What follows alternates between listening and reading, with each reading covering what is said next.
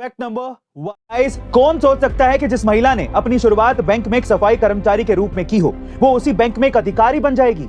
जी हाँ गाइस, प्रतीक्षा तोंडवलकर नाम की महिला जब 20 साल की थी तब उन्हें स्टेट बैंक ऑफ इंडिया में सफाई का काम दिया गया था, लेकिन अपनी कड़ी मेहनत और लगन के बल पर उन्होंने आज 37 साल बाद एसबीआई बैंक में ही जनरल मैनेजर की पोस्ट हासिल कर ली है।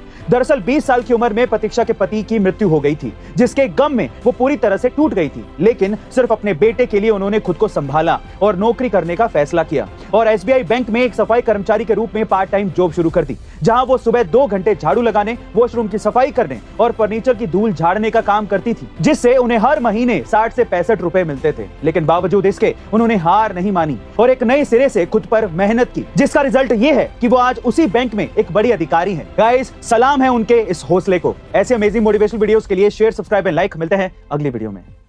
फैक्ट नंबर 2 गाइस, अगर कोई बैंक लूटने की सोचे तो सोचने से ही कोई बैंक थोड़ी ना लूट लेगा। अब सुनिए जरा ध्यान से। ये बात है 1995 की, जब मैक ऑथर व्हीलर नाम का एक शख्स पिट्सबर्ग में बैंक लूटने पहुंच गया, और वो भी बिना कोई मास्क लगाए, क्योंकि उसका ये मानना था कि जैसे पुराने जमाने में स्याही पर नींबू डालने से स्याही अदृश्य हो जाती है, वैसे ही चेहरे पर नींबू लगाने से वो अदृश्य हो जाएगा। इसलिए चेहरे पर नींबू लगाकर ऑथर बैंक लूटने पहुंच गया, और इसका कॉन्फिडेंस भी ऐसा था कि उसने कैशियर को कहा कि डरो मत, मेरा चेहरा भी है, बस तुम्हें दिख नहीं रहा होगा। ऑथर ने आराम से पैसे इकट्ठे किए और घर चला गया।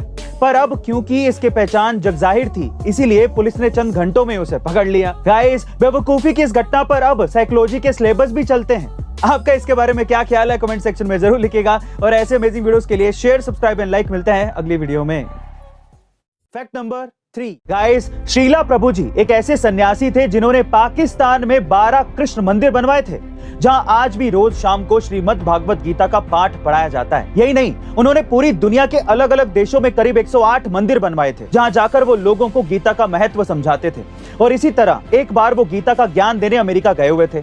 तभी वहां पर एक रिपोर्टर आ जाता है और उनसे पूछता है कि इंडिया में रोज भगवान के नाम पर कोई ना कोई व्यक्ति भगवान बन जाता है, तो क्या आप भी उसी में से एक हैं? तो स्वामी जी ने बड़ी सरलता से गीता की ही एक बात से उसका उत्तर दिया। उन्होंने कहा कि नहीं, मैं भगवान नहीं हूं, मैं तो उनका नौकर हूं। और नौकर कहना भी गलत होगा, मैं तो उनका नौकर बनने की कोशिश कर रहा हूं। उनकी ये बात सुनकर रिपोर्टर हैरान रह जाता है और उनके चरणों में गिर जाता है। गाइस, श्रीला प्रभु जी ये चाहते थे कि पूरी दुनिया गीता के महत्व को समझे, लेकिन अब सवाल ये उठता है कि हम अब तक दुनिया के सर्वश्रेष्ठ ज्ञान को समझ पाए हैं? कमेंट सेक्शन में जरूर लिखिएगा। और ऐसे अमेजिंग वीडियोस के लिए शेयर, सब्सक्राइब एंड लाइक। मिलते हैं अगली वीडियो में।